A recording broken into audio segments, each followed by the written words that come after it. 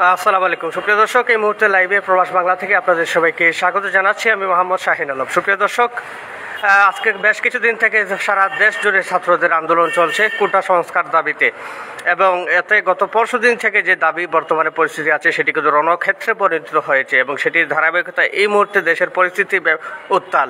এই উত্তাল পরিস্থিতির মধ্য দিয়ে গতকালকে পুলিশের সাথে দফায় দফায় সিলেটের ছাবি, প্রবি, ঢাকার ডাবি, পাবনার পাবি, রাজশাহীর রবি সহ প্রতিটি বিশ্ববিদ্যালয়ে পুলিশের সাথে দফায় দফায় সংঘর্ষ হয় ছাত্রদের, এবং ছাত্রলীগের সাথে দফায় দফায় সংঘর্ষ হয়। ঢাকার রাজধানীর যাত্রাবাড়িতে পুলিশের সাথে সংঘর্ষে একজন নিহত এবং 6 জনের অধিক আহত হয়েছেন, এবং দেশের বিভিন্ন জায়গাতে চরম এই পরিস্থিতির মধ্য দিয়ে খুব প্রচণ্ড বাজে পরিস্থিতি এই মুহূর্তে পালন করছেন দেশবাসী।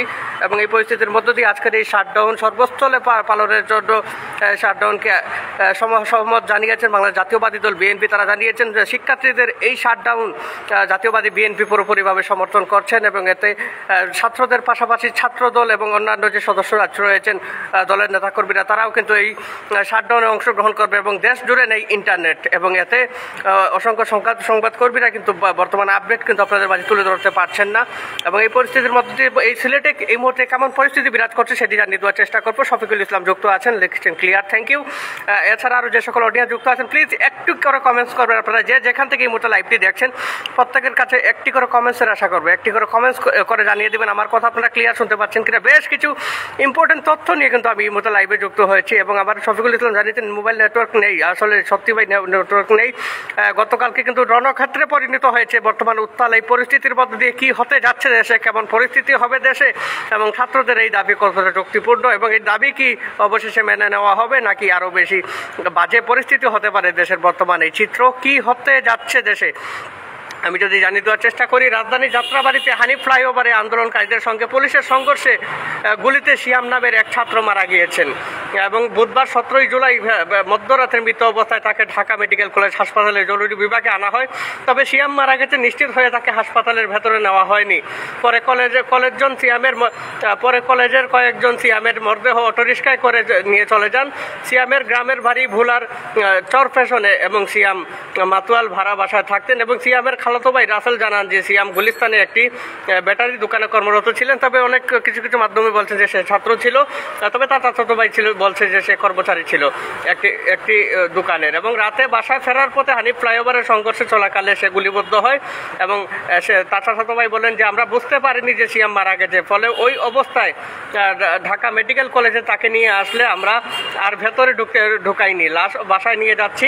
এবং ঢাকা মেডিকেল কলেজ হাসপাতালে পুলিশ ক্যাম্পের ইনচার্জ পরিদর্শক বাচ্চু মিয়া বলেন যে যাত্রাবাড়ি হানিফ ফ্লাইওভারের সংঘর্ষে এক যুবক গুলিবদ্ধ অবস্থায় জরুরি বিভাগের সামনে নিয়ে আসা হয়, এবং যারা এসেছিল তারা বুঝতে পারেন ওই যুবক মারা গেছে, এর জন্য তারা আর হাসপাতালের ভেতরে প্রবেশ করেনি, এবং সিএনজিতে করে মরদেহ নিয়ে চলে যান। এদিকে সরকারি চাকরি কোটা সংস্কারের দাবিতে দুপুরে বুধবার হানিফ ফ্লাইওভারের টোল প্লাজার কাছে সড়ক অবরোধ করে আন্দোলনকারীরা, এবং এ সময় শিক্ষার্থীদের সরিয়ে নিতে গেলে পুলিশের সঙ্গে তাদের সংঘর্ষ হয়। পরিস্থিতি নিয়ন্ত্রণে গুলি ছুড়ে পুলিশ, এ সময় পুলিশের গুলিতে বাসার ফটকে থাকা বাবা ও তার 2 বছরের শিশু সন্তান সহ 6 জন গুলিবদ্ধ হয়, এবং গুলিবদ্ধের ঘটনায় বিক্ষুব্ধ হয়ে স্থানীয় এলাকাবাসী আন্দোলনকারীদের মেয়র হানিফ ফ্লাইওভারের টুল প্লাজা যাত্রাবাড়ি আওয়ামী লীগ কার্যালয়ের আগুন ধরিয়ে দেয়। গুলিবদ্ধ হলেন জনিয়ার বাসিন্দা বাবু মিয়া বয়স 50, তার 2 বছরের শিশু রোহিত বয়স 2, এবং শনির আখড়া থেকে পথচারী পিয়াস বয়স 17, মনিরুল বয়স 20, সুহাগ বয়স 27 এবং ফয়সল 18 বছর। এবং এদের মধ্যে ফয়সলের অবস্থা আশঙ্কাজনক অবস্থা বলে জানিয়েছেন চিকিৎসক। এবং গুলিবদ্ধ শিশু রোহিতের মা লিপি আক্তার বলেন, আমি আমার স্বামী বাবু মিয়া ও 2 বছরের সন্তান নিয়ে 5তলা ভবনের নিচে ঘরে ছিলাম, এবং হঠাৎ করে গুলি এসে আমার স্বামী ও সন্তানের রোহিত মিয়ার শরীরে লাগে। আহত অবস্থায় মেডিকেল কলেজ হাসপাতালে চিকিৎসা দেওয়া হয়েছে। এবং এমন পরিস্থিতির মধ্য দিয়ে আসলে আমরা জানিয়ে দেওয়ার চেষ্টা করি যে পরিস্থিতি যদি আমি একটু জানিয়ে দেওয়ার চেষ্টা করি যে সিলেটেও কিন্তু গতকাল থমথমে একটি পরিস্থিতি বিরাজ করছিল সিলেটের ছাবি প্রবীতে, এবং সিলেটের ছাবি প্রবী গেটের ভেতর থেকে শিক্ষার্থীরা তাদের শান্তিপূর্ণ কর্মসূচি তারা পালন করে, এবং পুলিশ প্রশাসন কিন্তু কঠোর অবস্থায় ছিলেন সিলেট এর বাহিরে, এবং কঠোর অবস্থায় থেকে পুলিশ কিন্তু বারবার তাদেরকে বলছেন যে বিশৃঙ্খল পরিস্থিতি যাতে না হয়। এবং অবশেষে সিলেটে খুব একটা বিশৃঙ্খল পরিস্থিতি না হলেও বিকেলের দিকে ছাবি প্রবীর ভেতরের যে হলগুলো রয়েছে সেই হলগুলোতে তল্লাশি চালায় সাধারণ শিক্ষার্থীদের, এবং সেই হলগুলোতে তল্লাশি জ্বালিয়ে তারা দাবি করেন যে সিলেট হলগুলো শাহপরান হলের ছাত্রলীগের সভাপতি ও সাধারণ সম্পাদকের পাশের হলে পাওয়া গেছে বেশ কিছু মদের বোতল এবং আগ্নেয় অস্ত্র উদ্ধার করে। এবং দুপুরে কিন্তু সংবাদ সম্মেলন করে সাবি প্রবীর যে বিশ্ববিদ্যালয়ের যে শিক্ষার্থীরা আছেন তারা কিন্তু সাংবাদিকদের সাথে সংবাদ সম্মেলন করে সরাসরি সেই মদের বোতলগুলো এবং আগ্নেয় অস্ত্র নিয়ে সরাসরি তারা ব্রিফিং করে এবং ব্রিফিংসে তারা বলেন যে এগুলা সব ছাত্রলীগের সন্ত্রাসীদের এই বোতল এবং আগ্নেয় অস্ত্র, এমনটাই তারা দাবি করে তারা ব্যাপক বক্তব্য রাখেন। এবং তারা সে সময় বলেন যে তাদের বর্তমান যে আন্দোলন কর্মসূচি চলছে সেটি ধারাবাহিকতা থাকবে এবং তারা বলছেন যে এই কর্মসূচি যতদিন পর্যন্ত আসলে পরিপূর্ণভাবে না মানা হবে তারা রাজপথ কোনোভাবে ছেড়ে যাবেন না এবং ছাত্রদেরকে কোনোভাবে দমিয়ে রাখা যাবে না, কারণ ছাত্ররা ইতিহাসের সবচেয়ে বড় কর্মসূচি করে ছাত্ররা বরাবর সফল হয়েছে, এবারও ছাত্ররা পিছু হাঁটবে না যতক্ষণ পর্যন্ত ছাত্রদের এই আন্দোলন কর্মসূচির যে তাদের দাবিটি রয়েছে কোটা সংস্কার সেই দাবি মেনে না নেওয়া হবে। তবে ইতিমধ্যে আস্তে আস্তে সুবি জঙ্গলের বেশ কিছু বড় বড় তারকা এতদিন মুখ না খুললেও আস্তে আস্তে এখন মুখ খুলতে শুরু করেছে প্রতিটি তারকাই। বাংলাদেশ ক্রিকেট দলের সাবেক অধিনায়ক তামিম ইকবাল খান তিনি অবশেষে মুখ খুলে তিনি জানিয়েছেন যে আপনারা সকলে জানেন যে মানসিক অবস্থা খুব একটা ভালো নেই, আমার বড় ভাই ব্রেন স্ট্রোক করে হাসপাতালে ভর্তি, আমিও দেশের বাইরে, যার ফলে দেশের বর্তমান চিত্র আমি আসলে পুরোপুরিভাবে জানি না। তবে আমি কামনা করি যে কোনোভাবে যেন দেশে কোনো সহিংসতা বা দেশে কোনো ধরনের আর কোনো ছাত্রছাত্রীর রক্ত যাতে না জড়ায় এবং একটি যৌক্তিক সমাধান হোক।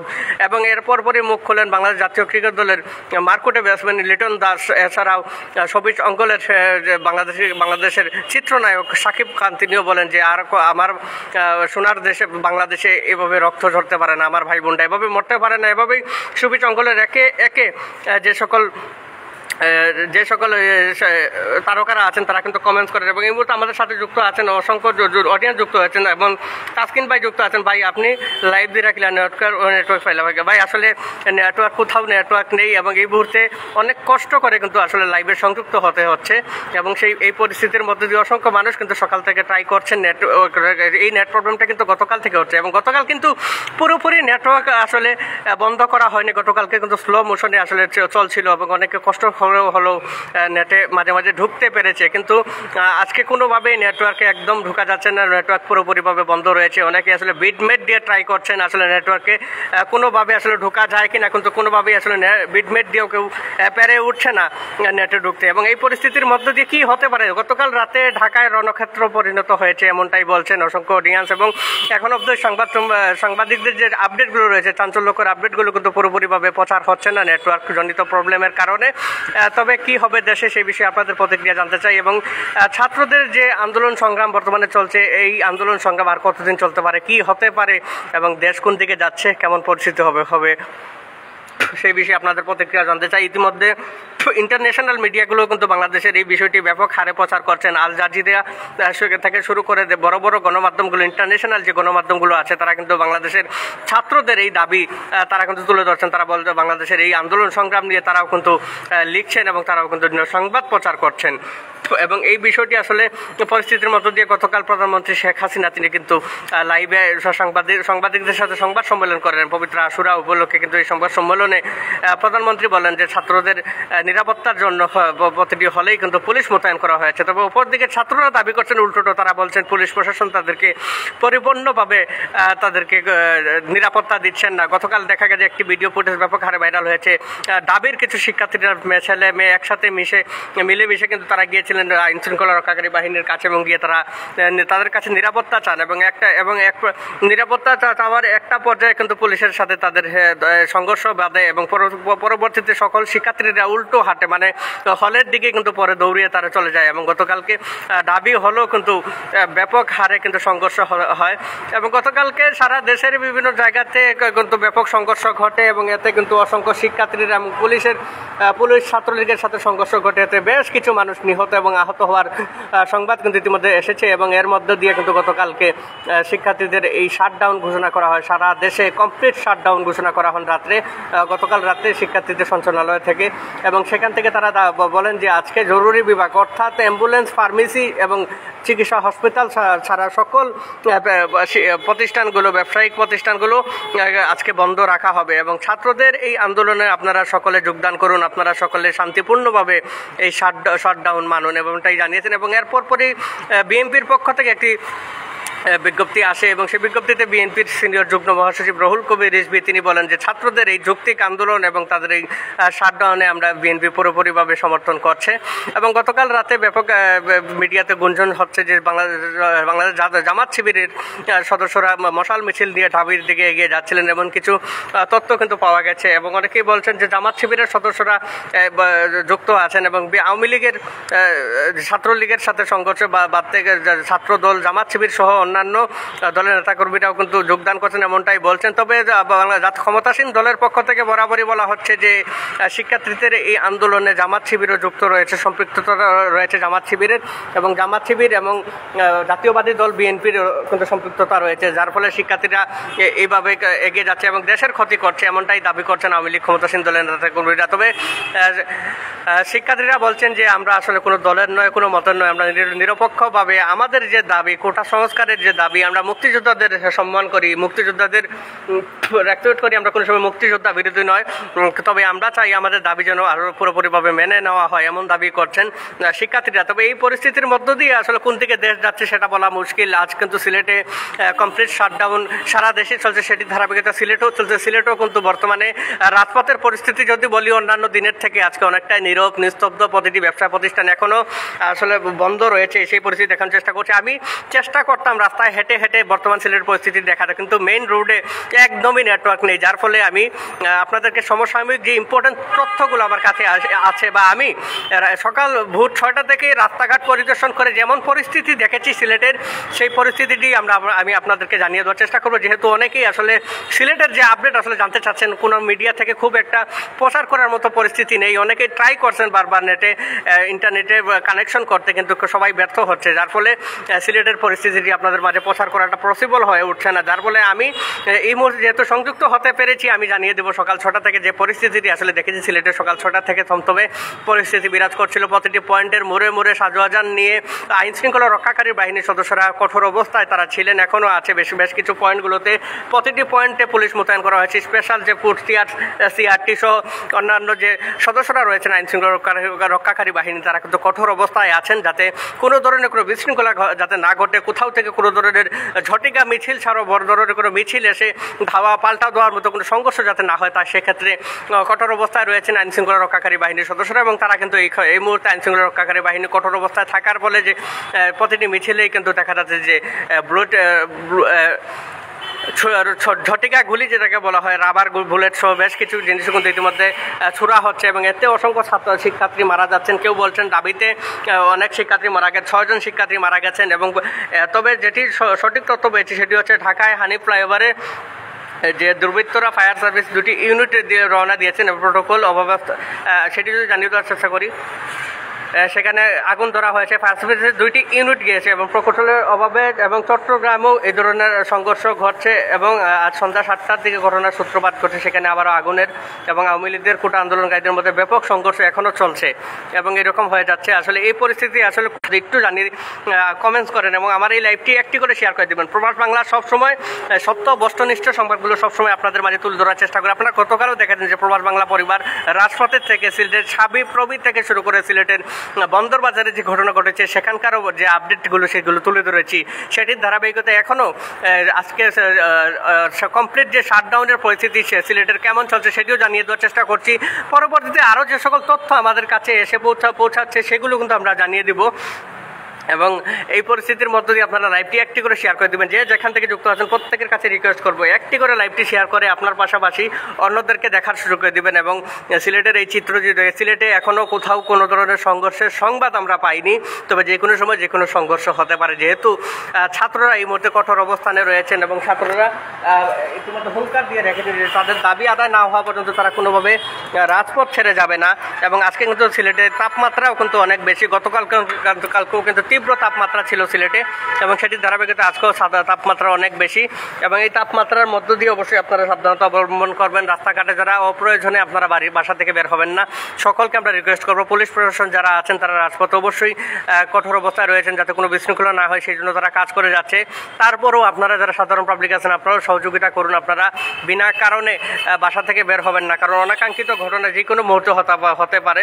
এবং আমার নাহিদ ভাই লিখেছেন কথা কম বললেন, কথা কম বললে আসলে আপনাকে বোঝাতে পারবো না। আর কথা অবশ্যই আমি অযৌক্তিকভাবে বা বেশি কথা বলছি না, আমার হাতে যে তথ্যগুলো আছে, যে পরিস্থিতি আমি দেখছি সেটি আপনাকে জানিয়ে দেওয়ার চেষ্টা করছি আপনাদেরকে।